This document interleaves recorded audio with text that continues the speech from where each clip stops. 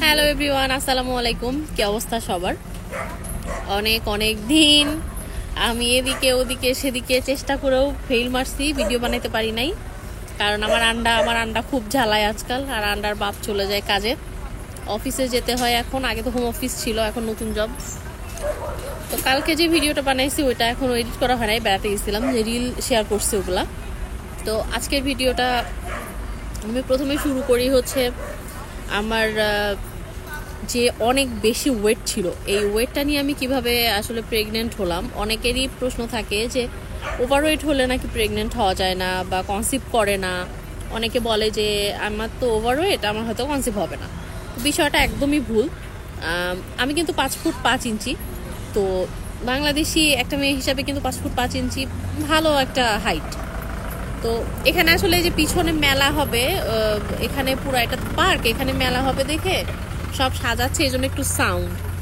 তো যাই হোক আর কি, তো যেটা বলতেছিলাম যে আমার হাইট ওয়াইজ আমার 63 বা 5 সর্বোচ্চ আমি হতে পারবো।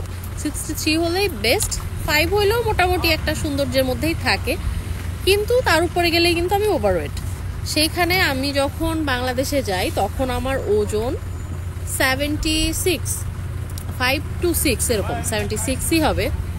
তো আমি দেশে যাওয়ার পরে তখন অনেক মোটা আমি। তো যাওয়ার পরে আমি যখন ডক্টর লাকি রহমানের কাছে যাই, ওনারা তো প্রথমে ওয়েটটা মাপে, তো সেখান থেকেই পরে সে আমাকে সাজেশনের মধ্যে লিখে দিয়েছিল ওয়েট কমাতে হবে এবং বলেও দিচ্ছিল যে ওয়েট কমাতে হবে। তো পরবর্তীতে আমার প্রিভিয়াস ভিডিও থেকেই জানেন আমি তাকে আর কন্টিনিউ করিনি তার কাছে। পরে আমি যখন আমি যে ডক্টরের আন্ডারে ছিলাম, ডাক্তার শামিমা ম্যাম, উনি আমাকে পর্তুগালে থাকা অবস্থাতেই বলছিল তোমার ওয়েটটা কমাতে হবে। তারপরে যে আমি যখন ওনার কাছে দেখাতে গেলাম, উনি আমাকে দেখে আর কিছু বলে নাই, কারণ হয়তো আমার হাইটের কারণে হয়তো অত বোঝা যাচ্ছিল না ওয়েটটা, কিছু বলে নাই। তো সে আমাকে মেডিসিন দিয়ে দেয়, আমি ওভাবেই কিন্তু দেশ থেকে চলে আসি। আর যেটা বলছে, আমার তো কনসেপ্ট করার জন্য কোনো মেডিসিন খেতেই হয় নাই। আমি প্রথমেও 2টা প্রেগনেন্সি আমার হয়েছে কিন্তু এই ওজন নিয়েই, আলহামদুলিল্লাহ এই ওজনটা নিয়েই কিন্তু আমি কনসেপ্ট করছি। এবং আমার মিসক্যারেজ হয়ে গেছে, সব কিছুই এই ওজনের ভিতর দিয়েই। থার্ড টাইম যখন আমি কনসেপ্ট করলাম তখনও আমার ওজন ওরকম 74-5, কারণ আমি 1-2 কেজি কমাইছিলাম। মানে আমি চাচ্ছিলাম যে কনসেপ্ট করার আগে ওজনটা কমুক। কিন্তু দুর্ভাগ্য বলবো না, আলহামদুলিল্লাহ সৌভাগ্যই যে আমার এর মধ্যে কনসিভ হয়ে যায় এবং আমার ডায়েট বন্ধ। আর ডায়েট করতে পারতেছিলাম না, বাট আমার খাওয়া যেহেতু বন্ধ হয়ে যায়, খেতে পারতাম না, বমি হতো 2 মাস মতো। আমার খুব বেশি দিন বমি হয় নাই, 1.5-2 মাস। এর ভেতরে অনেকটা ওয়েট লুজ করি আমি, তাতেও 72-3 এরকমই ছিল, মানে 76 থেকে 72 এরকম 3, মানে 70-র নিচে আমি যাইনি। তো এরপরে যখন আমার বমি বন্ধ হলো, তারপর শুরু হলো খাওয়া। আল্লাহর নামে যে খাইতাম আমি, মানে মনে হতো দুনিয়া খেয়ে ফেলি। কয়বার দিনে খেতাম আমি নিজেও জানি না। আর যেটা যখন মনে চাইতো, আমি রান্না বান্না খুব পছন্দ করি। আর আমার যখন যেই আইটেমটা ইচ্ছা করবে, সেটা বাংলাদেশি হোক, ইন্ডিয়ান হোক, সেটা চাইনিজ হোক, মানে এভরিথিং আমার যেটা মন চায় আমি বানাই খেয়ে ফেলি। তো যার কারণে আরও বেশি হয়েছে, আমার সাংঘাতিক মাত্রায় ওয়েট গেইন হয়। আর বিরিয়ানি তো আমার সবচেয়ে ফেভারিট। আমি তো সত্যি কথা বলতে আমি খুব ভালো বিরিয়ানি বানাই, বিভিন্ন রকম বিরিয়ানি বানাই, আমি খেতাম। তো আমাকে যারা দেখছে ওই সময় অবাক হয়ে যায় এত বিরিয়ানি কিভাবে খায়। আর মাশাআল্লাহ আমার কিছু হয়ও নাই, আমার সে সময় কোনো সমস্যা হয় নাই। কিন্তু যেহেতু আমার প্রেগনেন্সির কিসের ঘন্টা, গির্জার, এই এখানে একটা গির্জা আছে, আমি তো আগে কখনো দেখিনি। এই যে তুমি দেখছো, হ্যাঁ গির্জার ঘন্টা। যাই হোক আর কি, তো আমার কি বলতেছিলাম, যে আমি যে খাওয়া দাওয়া করতাম, আমার শুধু থাইরয়েডটা ছাড়া কোনো সমস্যাই ছিল না। তো থাইরয়েডের কারণে আমাকে 7 মান্থের দিকে আমার আস্তে আস্তে থাইরয়েডের পয়েন্ট বাড়তেছিল। তো তখন ডক্টর বললো যে, আমার হাজব্যান্ড বললো যে আমার ওয়াইফ কিন্তু অনেক কার্বোহাইড্রেট ইনটেক করে, যে প্রচুর রাইস খাই আমরা কিন্তু 3 বেলা। তো এটা শুনে ডক্টর বলছে নো নো, এত রাইস, সো মাছ রাইস, এটা খাওয়া যাবে না। সে ডায়েট চার্ট দিয়ে দিল। দেশের খাদ্য, মানে এদের খাদ্যাভ্যাস আর আমাদের খাদ্যাভ্যাস তো মিলে না।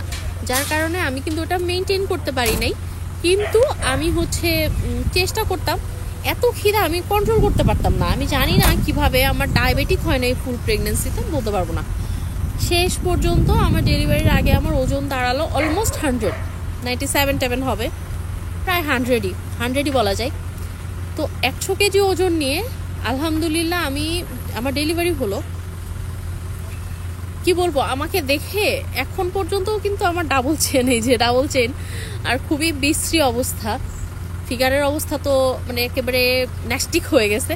কিন্তু মানে ওই সময় কদাকার হয়ে গেছিল, এমনিতেই প্রেগনেন্সিতে মুখটা ফুলে, তার উপরে মানে আরও বিভৎস। আমার যে ইউট্রাসের কন্ডিশন ছিল তাতে বেবি ছোটই হওয়ার কথা, সেই হিসাবে আমার বেবি মাসাল্লাহ ঠিকঠাক ছিল, প্রায় 3 কেজি, হয়তো 10 গ্রাম কম, 3 কেজি। আর আমার ওজন তো 100।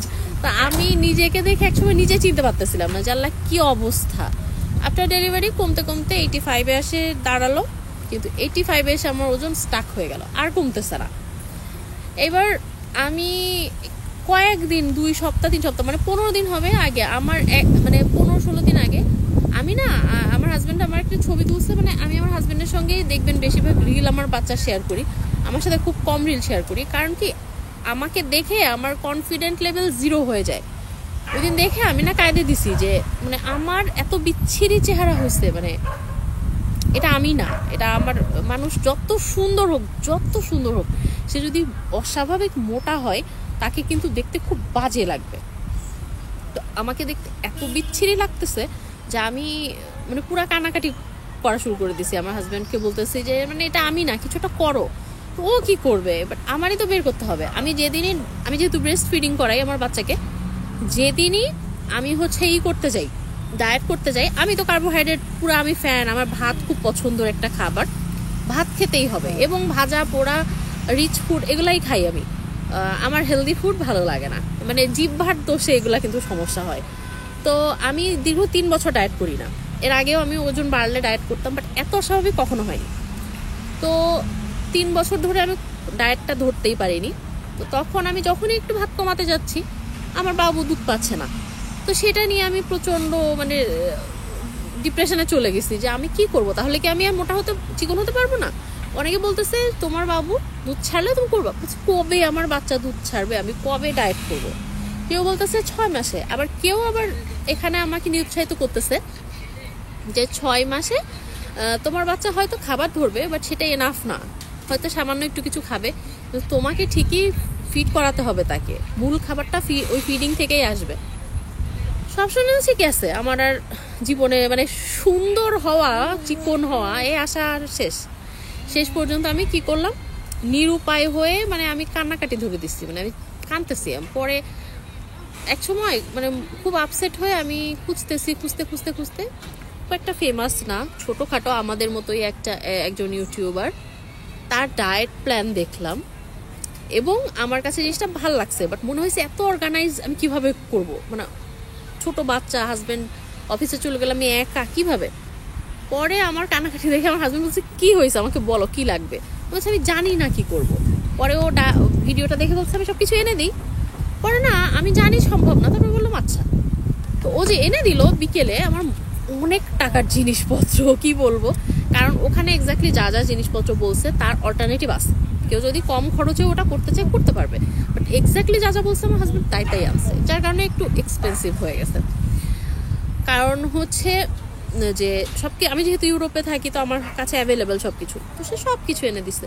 আমি বলছি এতগুলো টাকা বেচারা খরচ করলো, একটু তো ট্রাই করতে হবে। ওই শুরু করছি।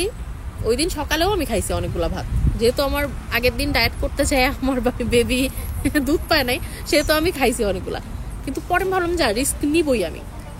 তারপরে হচ্ছে দুপুরে রাতে এরকম করতে করতে আমি এআইকে জিজ্ঞেস করছি আরও আমার ডায়েটের ব্যাপারে, পুরো অর্গানাইজ করছি একটা ডায়েট চার্ট। করার পরে এআই আমাকে কিছু বুদ্ধি দিছে, সব মিলায় আমি আমার হাইট, ওয়েট, বয়স সব কিছু মিলায় এরপরে আমি যে ডায়েট শুরু করছি, আলহামদুলিল্লাহ। আপনি প্রেগনেন্সির পরে আপনি ব্রেস্ট ফিডিং মম যদি হন, আপনি র্যাপিডলি ওজন লস করতে পারবেন না। আপনি খুব খারাপভাবে যদি আপনি যদি ড্রাস্টিকলি আপনার ক্যালোরিটাকে কাট করেন, ক্যালোরি বলতে ক্যালোরির ভিতরে যেটা কার্বোহাইড্রেট, তাহলে আপনার হচ্ছে বেবি কিন্তু মিল্ক পাবে না। তো আমি এখন যেভাবে ডায়েট করতেছি আলহামদুলিল্লাহ আমার বাচ্চার কোনো রকম কোনো সমস্যা হচ্ছে না, সে প্রপারলি মানে সে খাবার পাচ্ছে এবং আমার বাচ্চা কিন্তু মাশাআল্লাহ সুস্থ। আমি ভিডিও শেষে আমার বাবুকে দেখাই দিব। আর একটা জিনিস, এই যে প্রাইমের বোতল, কিন্তু এটাতে ভরা পানি, আমি সারাদিন পানি খাই। এই বোতলটা সারাদিন ভরা থাকে, ফুরাই গেলেই রিফিল করি। এই জিনিসটা আমি করতাম না, এই কারণে আমার বাবুর মানে মূলত সমস্যাটা হয়েছে। এবং ক্যালোরি ইনটেকটা ঠিক রাখতে হবে। আমি যখন অনেক খোঁজাখুঁজির পরে যে আমার ডায়েট প্ল্যানটা একটা ফর্মে আনছি এবং আলহামদুলিল্লাহ আমি বলবো যে আমি খুব ভালো একটা সফলতা দেখতে পাচ্ছি। কারণ 14 দিনে আমার ওজন 3 কেজির মতো কমছে। এর থেকে বেশি যদি আমি কমাই, 3 কেজির উপরেই কমছে। এর চেয়ে বেশি যদি দ্রুত গতিতে আমি ওজন কমাতে চাই, সেক্ষেত্রে আমার বেবি কিন্তু মিল্ক পাবে না। তো ডায়েট প্ল্যানটা খুবই জরুরি হচ্ছে নিউ মমদের জন্য, যারা হচ্ছে কি বলে এক্সক্লুসিভলি ব্রেস্ট ফিডিং করান। তো তাদের জন্য ডায়েটটা আপনারা যদি চান আমি শেয়ার করতে পারি। এবং আমার যে বিভৎস চেহারা হয়েছিল এবং আমার স্ট্যামিনা লেভেল 0, আমি কিছু করতে পারতাম না, আমি হাঁটুতে বসতে পারতাম না, মানে বসবো উবু হয়ে ওটা বসতে পারতাম না, বাবুকে নিয়ে দাঁড়াইতে পারতাম না। ওভারঅল মিলায়ে আমার মানে আমি ফ্রাস্ট্রেটেড হয়ে গেছিলাম যে এত অল্প বয়সে আমার এই অবস্থা। সব মিলায়ে এখন আলহামদুলিল্লাহ আমাকে আমার পাতলা লাগতেছে। আমি কিন্তু খুব বেশি ওয়েট মানে লুজ করিনি। এক সমুদ্র পানি থেকে এক বালতি পানি ফেলে দিলে কিন্তু দেখা যায় না। একটা মাস ওয়েট করলেই আমার বোঝা যাবে যে আমার কোন মাত্রায় ওজনটা কমতেছে বা চেঞ্জ। তো আমি তো অবশ্যই মানে রেগুলার ভিডিও শেয়ার করলে আপনারা দেখতে পাবেন আমার চেঞ্জ।